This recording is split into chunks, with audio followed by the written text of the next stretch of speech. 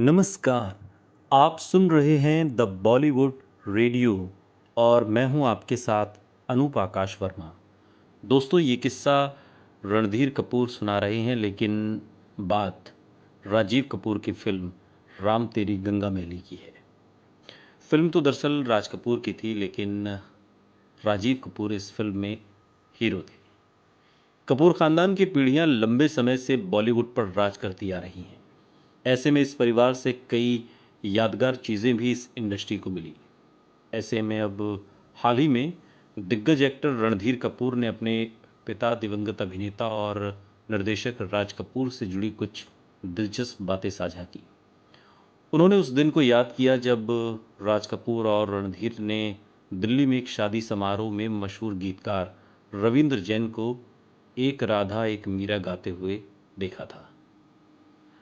रणधीर कपूर ने यादों में खोते हुए कहा, मेरे पिता राज कपूर साहब और मैं किसी की शादी में दिल्ली गए थे और रविंद्र जैन वहाँ पर गा रहे थे। मेरे पिता आगे की पंक्ति में बैठे थे, जबकि मैं उनके ठीक पीछे बैठा हुआ था। रविंद्र जैन एक राधा एक मीरा गा रहे थे।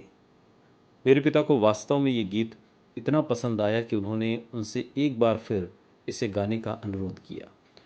उन्होंने पूरे उत्साह के साथ एक बार फिर वही गीत गाया। रणधीर कपूर ने आगे कहा कि रविंद्र जैन के गाने के बाद राज कपूर ने गाने और उस फिल्म के बारे में पूछताछ की जिससे वो लिया गया था। रविंद्र जैन ने कहा कि ये किसी फिल्म से नहीं बल्कि उनका अपना गीत है। तब मेरे पिता ने उनसे पूछा कि क्या वो गीत उन्हें दे सकते हैं। वो तुरंत मान गए और मेरे पिता ने उस गीत का इस्तेमाल राम तेरी गंगा मैली में किया। 74 साल के अभिनेता जो जवानी दीवानी जैसी फिल्मों के लिए जाने जाते हैं, यानी कि रणधीर कपूर, उन्होंने बताया कि बाद में राज कपूर ने रविंद्र जैन को रणधीर के घर पर अपने कुछ दोस्तों के साथ बुलाया। अभिनेत्री बबीता ने भी रविंद्र से वही गीत सुना और उन्हें भी खूब पसंद आया।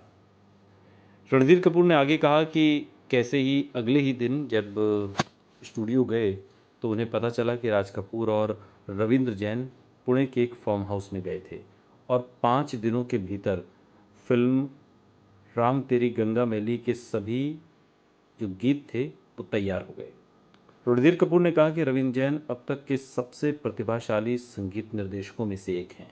सभी गाने रिकॉर्ड किए गए और एक हफ्ते के अंदर ही शूटिंग शुरू हो गई। राम तेरी गंगा मैली इसी गाने के इर्द गिर्द घूमती है। सुनते रहिए द बॉलीवुड रेडियो, सुनता है सारा इंडिया।